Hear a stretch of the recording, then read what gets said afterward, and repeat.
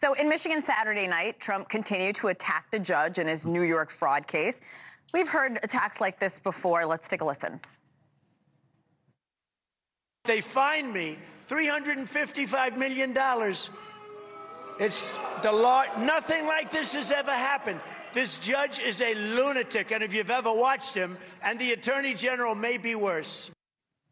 That judge is a lunatic. Now, we've seen this message play typically well with his base, but there's so many undecided voters. How do you think they're going to react to this ruling here in New York?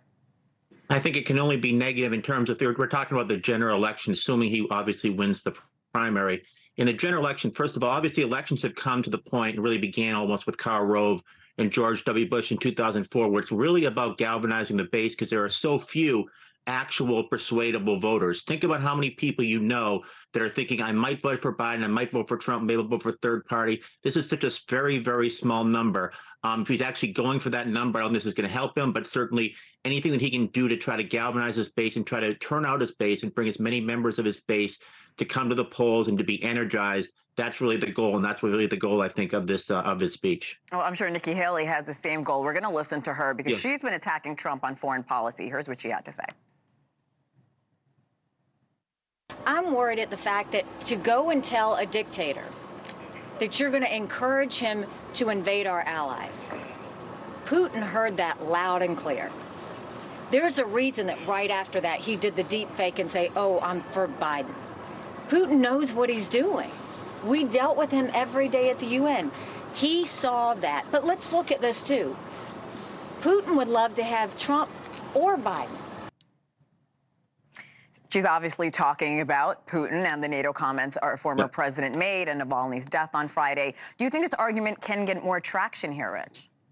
I don't really think necessarily in the Republican primary because Donald Trump has really transmogrified the Republican Party and the ideology of the Republican Party. From Dwight Eisenhower to Mitt Romney, the party was very much interventionist and internationalist overseas. Trump changed the Republican Party on trade from basically free trade economic nationalism, from immigration, from more inclusive immigration to more restrictive, both illegal and legal immigration. And when it comes to foreign policy, the party is now less interventionist. And when it comes to issues like Russia, they are, for example, a lot more pro-Russia than they would pro-Russia, I think, in the post-communist world, that is, than I think the party was prior to Donald Trump. What Nikki Haley is trying to do is bring the Republican Party on foreign policy back to what I call the status quo ante, meaning the status quo before the current status quo, where it was from Eisenhower to Bush. And that's really, I think, a tough sell. The real question is going to be in 2028, when Donald Trump is no longer on the ballot, there's really going to be another fight in the Republican Party. And there are going to be those who want to change it back to a more Nikki Haley type foreign policy,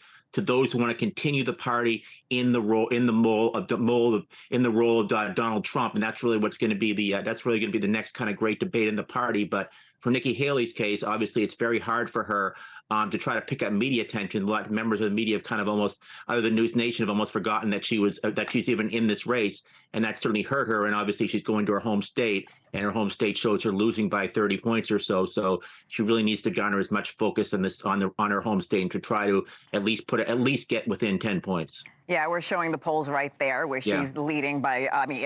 Former President Trump is leading by over double digits, I should say. Now, going back to Haley's comments on hammering Trump for his comments about NATO, Biden's doing that as well. Do you think this is a good strategy for both of them, including Biden? Yes, in Nikki Haley's case, she has to do absolutely anything, including a Hail Mary, to try to get this race as close as possible in South Carolina.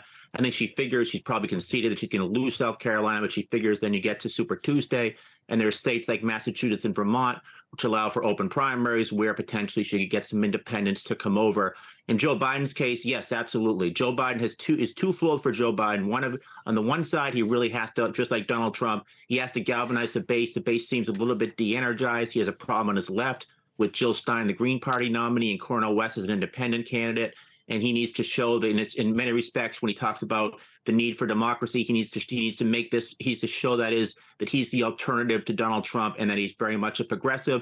On the other side, those voters in the middle, those very few kind of elusive centrist swing voters, if you will, This is his way of showing you, look, you may not necessarily like me, but compare me to the alternative. Donald Trump is not your father's Republican. He's not a Gerald Ford, Ronald Reagan, George H.W. Bush Republican. He's a different type of Republican. Joe Biden can make the case that he's a radical and that the relations with other countries will be completely different if Donald Trump is president. So he will say you need to essentially, whether you like me or not, you need to stay the course on foreign policy. But that being said, it also shows, I think Joe Biden, his message for winning re-election really is not going to be in immigration. It's certainly not going to be on foreign policy, barring ground troops being somewhere. It's really going to be in the economy. And that's the benefit he has as an accelerating economy. The problem is the American people are not feeling it yet. They need to feel it by November of 2024. Yeah, not much passion on either side, really. Rich Rubino, No. thank you so much, sir. Thank you so much for having me on.